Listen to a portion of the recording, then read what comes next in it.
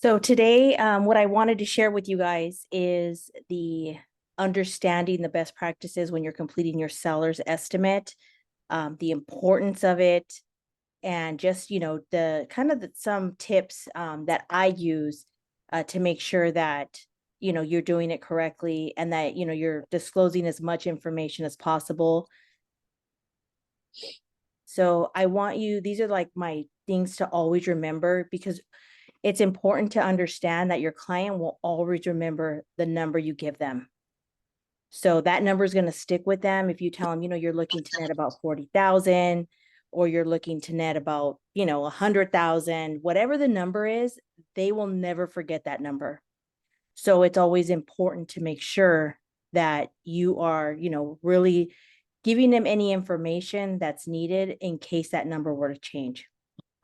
So a few of my tips are: number one, always determine if they're in any type of association, if they have any liens, if they're solar, hero loans, whatever there is. And I know a lot of times most agents just are excited to be there, excited to have the opportunity to possibly, walk away with the listing. So everything on your mind just goes. So this is why it's important to have some type of checkoff list, some type of strategy to go over these things. A lot of times you think, oh, they just want to sign, they want you out of there. And that's not necessarily the case, because the more information you gather at that time, the better your relationship's going to be throughout. Because if you miss something, then obviously, in the midst of things, it's like, oh, well, I didn't know, you didn't tell me. Well, you didn't ask. So whose responsibility is it? So again, you have to remember we're the professionals. We have to show up as a professional and we have to be the ones to guide. That's what we're there for. That's what we're getting paid for. And that's why they're hiring you to do, your due diligence for them on their behalf. You're being hired for them. So again, number one, sometimes you don't always know that it's an association because it's not obvious, but there is some type of association. So always make sure you ask that. Are you aware if there's any liens on the property? If a lot of times, sometimes they don't know either. There's certain things that they just simply don't know, and that's okay. But just make sure you've had those conversations because they'll remember. And then always give them worst case examples. I don't usually give best case because a lot of times they rely on that. And if you just tell them, you know what, you could possibly get this much, and this is all I'm giving you as an example. Like when I go, I take 2 or 3 different estimates with me, printed, because I want to leave those with them. But I give them always worst case. That's the one I go over. And I drill that into their head. And then, of course, they're like, well, that's kind of low. That's not what we want. And it's like, no, I understand. There's a possibility you can actually get this. And then I'll pull out, the better number. But I want to make sure that I'm going over worst case as well. And my third tip is, discuss possibilities of repairs and closing costs to buyer. Get them in the mindset of what the market looks like, what the possibilities are, because that's your time. Obviously you're going to make sure you sign the contract and everything too, because you don't want them to think, oh, you're already trying to, lower my number, and I haven't even signed the contract. Now, these are things, once everything's signed, you're going to want to, definitely dive deep into this. But you want to discuss these things. You want to be able, when you walk the tour of the home, you're going to see yourself, like, the carpet is, in bad shape, or, the painting is on the outside is, completely peeling. These are all things as a good agent is going to take note of, and they're going to give advice to their client. Now, whether your client takes it, that's another thing, but at least you've given them that information, because there's so many different investors and possibilities out there, companies that will do a little renovation for a homeowner to help them get more money too. So if you're not familiar with those, get yourself familiar with some of those companies. There's a lot of investors. I see it all over. where they're like, let your homeowner know that we'll come in and, do some renovations so they get to maximize their pocket. Of course, they get paid too, but it's kind of like the staging, it helps enhance, the look of and the feel of the property. So, but if you notice that, like I said, there's certain things, it's like, you know what, maybe you don't want to do anything and put money out of your pocket because maybe you don't have the means to, but maybe a client might want, a $10,000 credit for, paint and carpet, or flooring and carpet, or I mean, or flooring and paint, or whatever the case is. Um, and let them know, in your particular area, in your price range, if you take a look, and again, look at MLS stats, support your facts, and show them the last homes that closed had paid closing cost credit. So that tells me that the buyers that are looking in this area might need closing costs. So you may or may not want to do that, but let's just put that in the back of our mind, just in case. So you're just kind of planting the seeds. And then always ask for copies of their mortgage statements, whether it's, even if they have solar, any type of liens, first, a second, HELOC, always get those mortgage statements. You need that as soon as possible.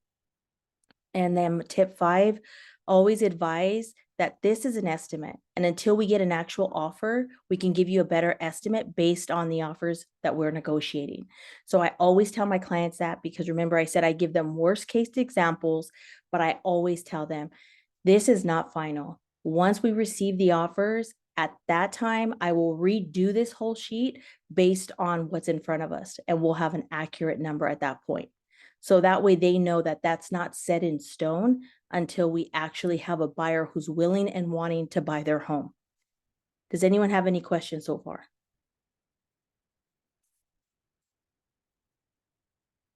Okay, we'll move on.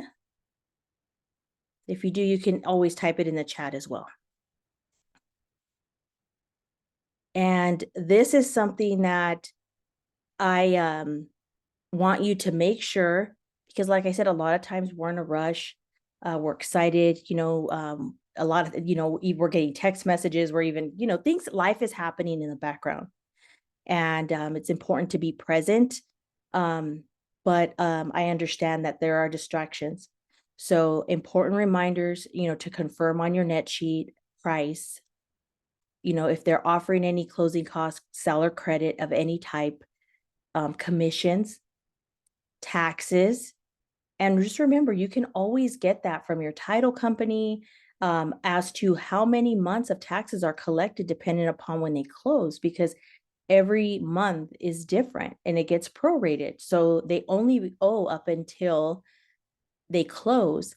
Now, depending upon when they close, it could be that they're going to get a credit back, or it could be that maybe there's, no credit, or there's a charge, so it just depends on when they close. And I can tell you that that makes a big difference sometimes, because if they're closing, before the taxes are actually paid, now they're going to have to pay 3 or 4 months, and you didn't include that. Let's say their taxes are $800 a month. That's a big difference. That's 32, $4,000 or $5,000 sometimes in taxes. So just make sure that you know how to do that. And then always be sure that, you're putting in the HOA transfer fees, any solar transfer fees. And if you don't know them, just guesstimate. It's better that you put a number in there than you didn't. And I'll tell you why. A lot of times I don't really know what the HOA transfer fee is, but I always put 850. It seems like a lot. And they even say, dang, they're going to charge me that. Well, yeah, because they charge you for the packet of, the CCNRs and all of their, bylaws and, all of that stuff, that big packet that you have to, give to the buyer. So they charge you for that.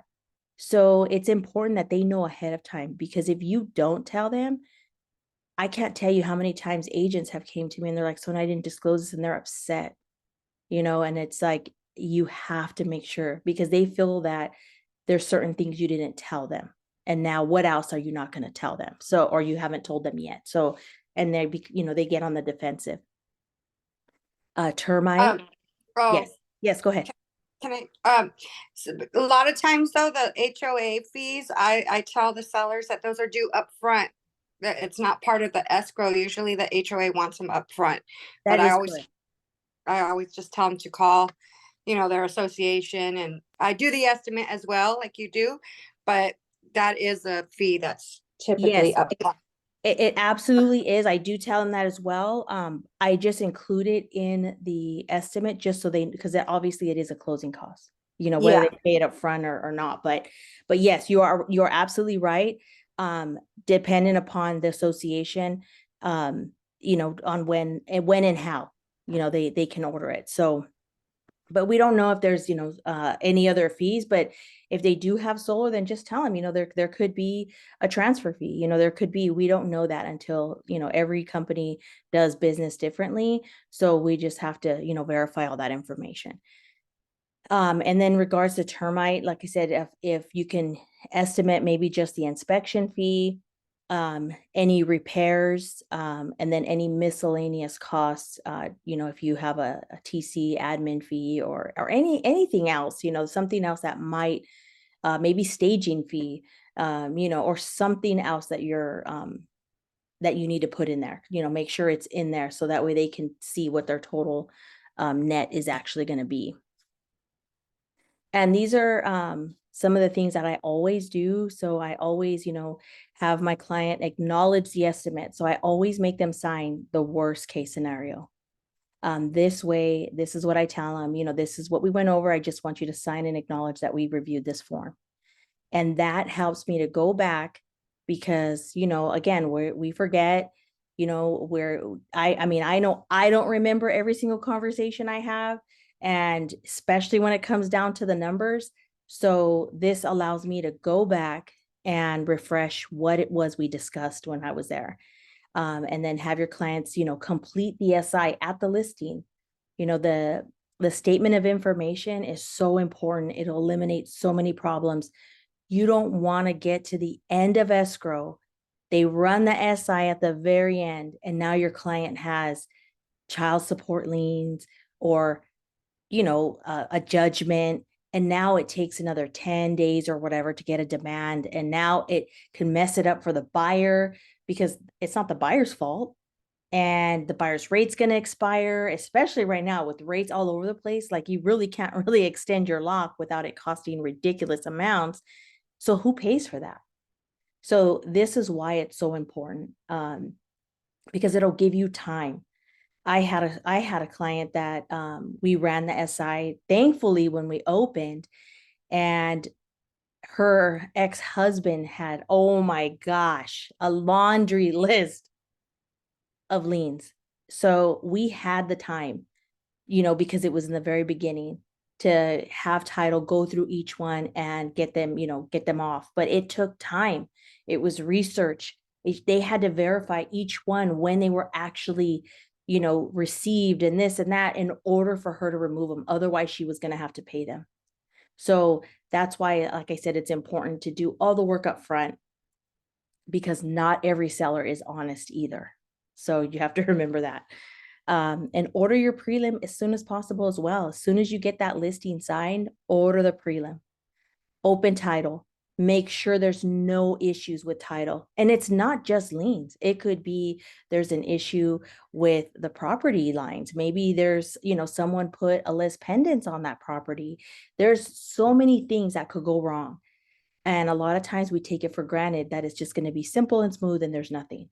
But until that happens to you, you're going to do things differently.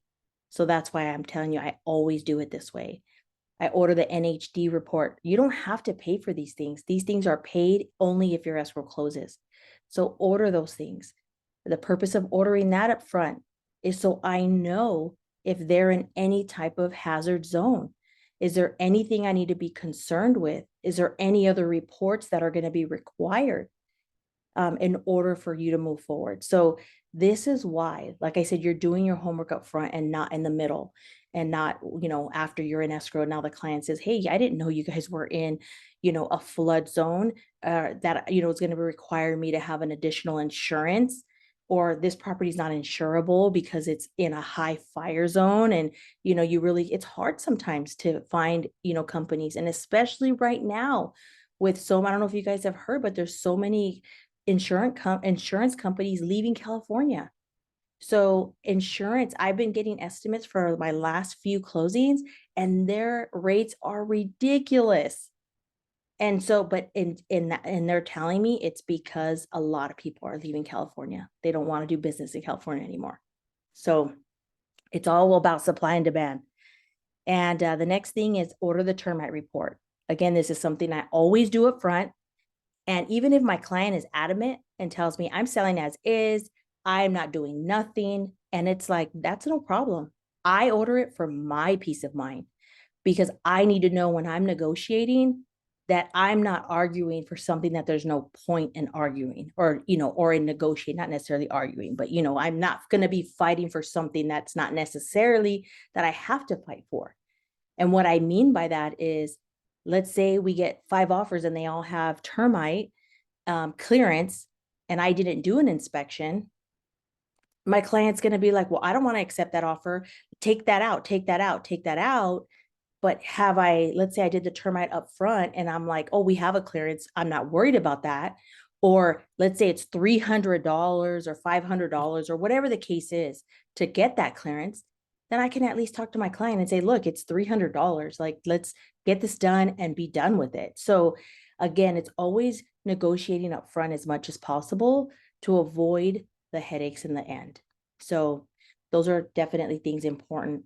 And always ask escrow, even if you're not open to escrow, but you use like, who you have that relationship with, you can call them and tell them, you know what, can you order the payoffs? Here's the statements. I want to make sure that, there's nothing to be concerned with. And I'll give you an example. I had a client who did not tell me that they did a modification. And so she told me, I only owe $130,000, Sonia. I'm like, okay, do you have a copy of your statement? No, I don't have a recent copy, but I'll get it to you. Okay, that's fine. And she kept making excuses why she couldn't get me the statement, but I got the loan number. Well, when we got the payoff, she did owe what she said, but yet she still had a lump sum that was due that was kind of silent that they, when she did her modification, they kind of froze that amount, but she has to pay it. So it was like $80,000. And so, of course, she was like, no, no, no, that should be included. And of course, it's not. But that's what I'm saying. A lot of times they're not upfront with you. They're not being honest. They're trying to see if they could get away with it. But, everything's going to come out. So the sooner you order those things, the sooner you can get past anything because nobody wants to do all the work. And then at the end, your client be upset with you or, you not be able to get it closed. That's the important thing. So everyone does their estimates differently. I know some people call escrow for estimates, and some people do it themselves. I personally have always done them myself, and I'm going to give you a reason why. So back before there was car forms, there was a system that I used, and because that was what was out at the time. And I did an estimate on this system where it's supposed to calculate everything on its own for you. I went to do my presentation. I gave it to my client. And I realized, that obviously this is a representation of you. So even if you have escrow do it, there's a mistake on there. It comes down to you. You have to answer to your client, because you're the one that's presenting that information. So anyways, we close escrow. I see my client's check and it's not what I told her. And so I was like, what the heck happened? So when I re-looked at what I did, for whatever reason, I'm not sure how it happened exactly, but that system that I used, it didn't calculate the numbers correctly. When I did it by hand, I realized the numbers were off. So when I went to take my client her check, she's like, Sonia, this is not what I was expecting. And it was about $8,000 shy, I want to say. And so what do you guys think happened? We were closed. What do you guys think happened? Someone tell me, what do you think happened at that point? The difference came from your check? Did you have to pay that difference? So I didn't have to do anything, Alia, right? I Well, didn't have no, to do, but to save the relationship. absolutely 100%. I listed that home for free. I gave her my whole check. And you know why I did that? It's just because, like you said, it's more than that. It's because I made the error. And that's just something that that's just how I've always ran my business. What, you know, with anything that I do, it speaks volumes. And it was my mistake. You know, I mean, unfortunately, I relied on that system to do it for me. And I took it for granted, went in, and like I said here, you know, thinking I'm doing this, whatever. So, anyways, long story short, I'm a control freak. So, because of that instance, and because of that, that's why I rather do it myself and not have anyone else to blame because something was left out. Because you have to remember sometimes too, like again, when we ask for an estimate, I don't know if they're templated or how they do it, but I'm going to show you 2 ways to do it, so you guys can see. So let me do this and let me share again. So the first way is I have, and then tell me if you guys can see my screen.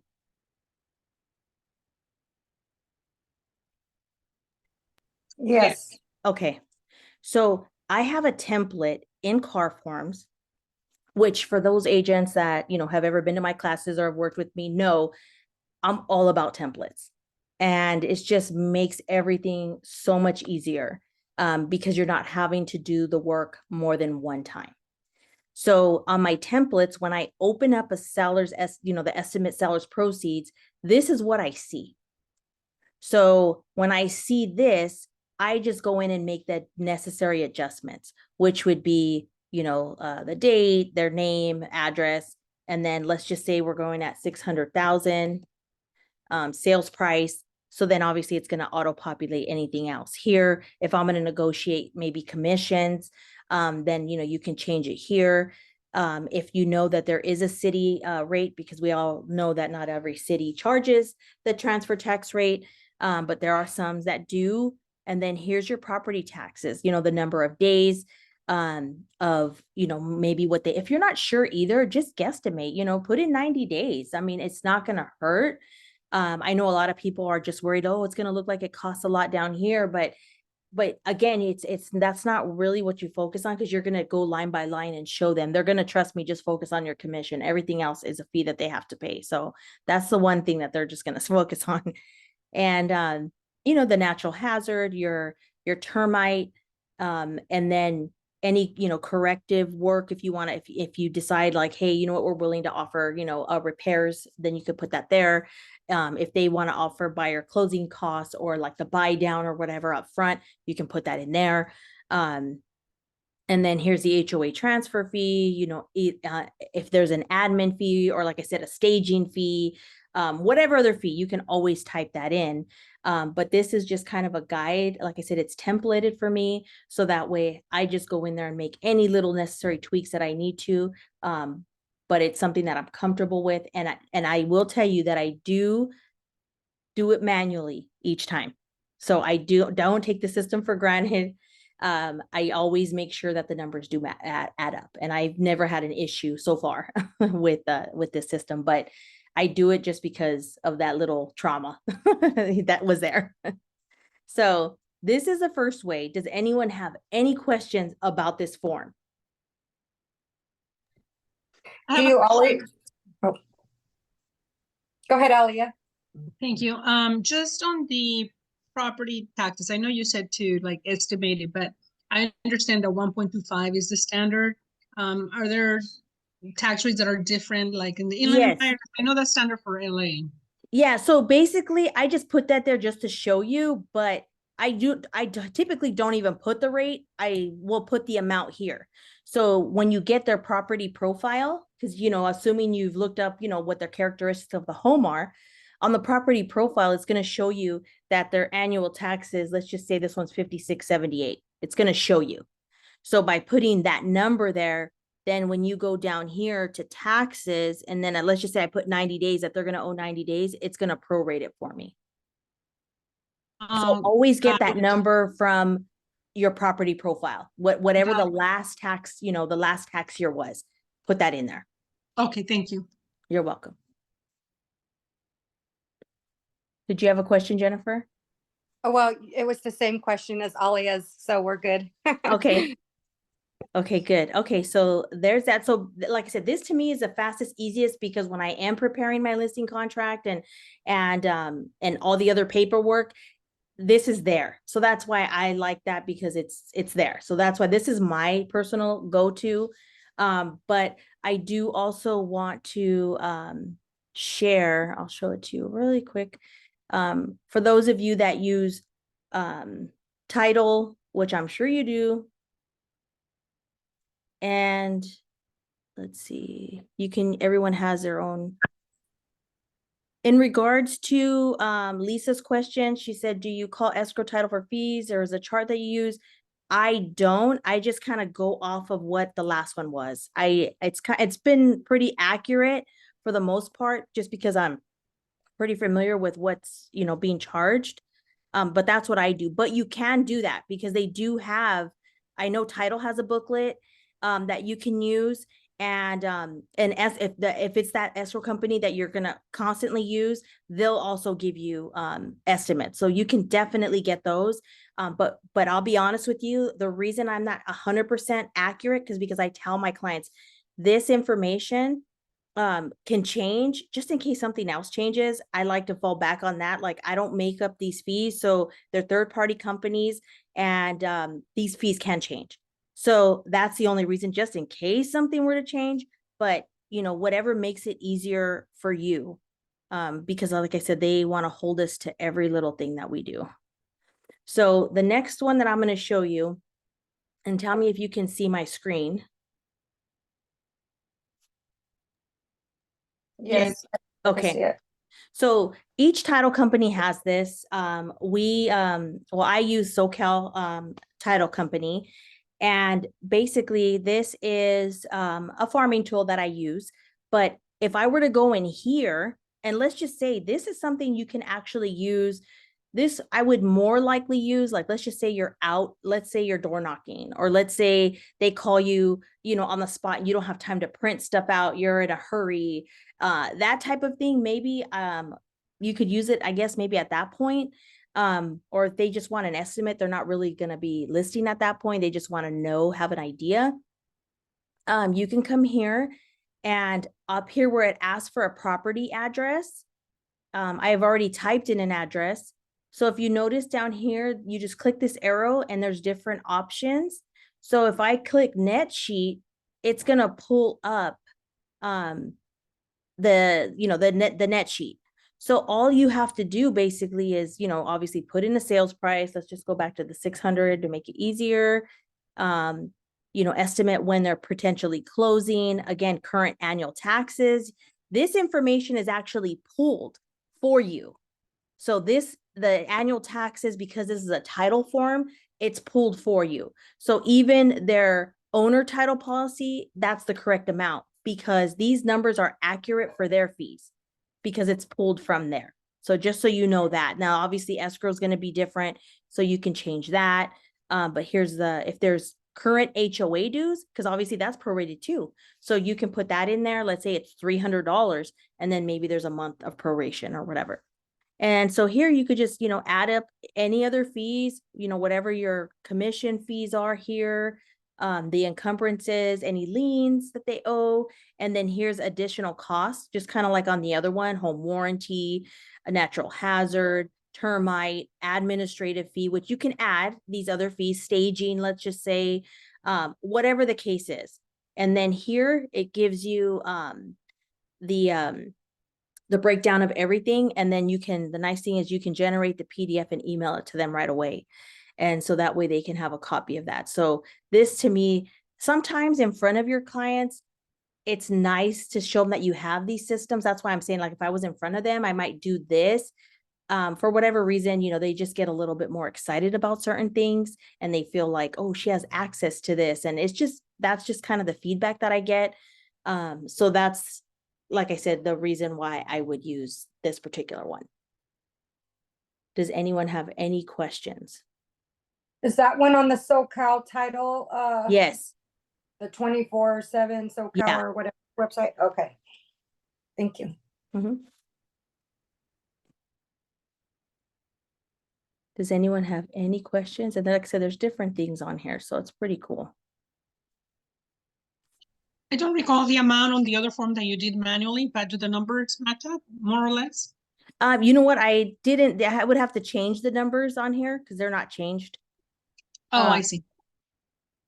Yeah, they're not, and that, because like here I put a loan amount. Sometimes too, if they don't have their mortgage statements, like when I'm, talking to them, then I won't even put any loan amounts in there.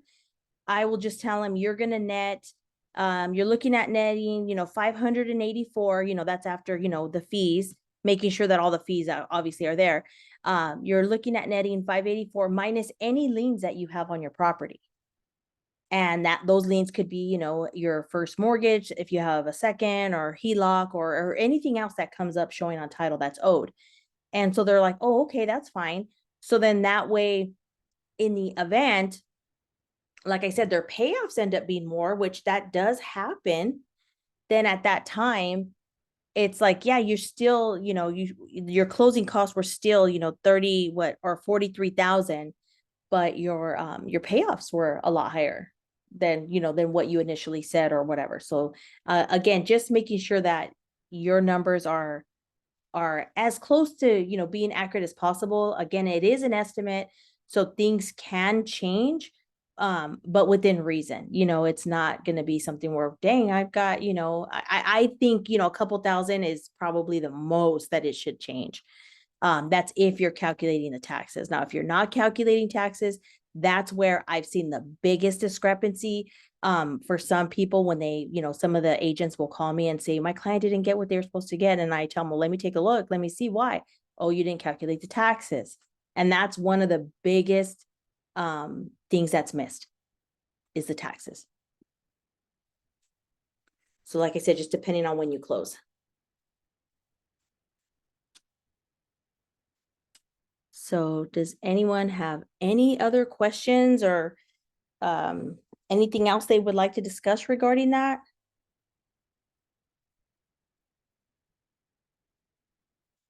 Everybody's silent. Okay, well, if you guys don't have any more questions, thank you guys so much for attending. If you need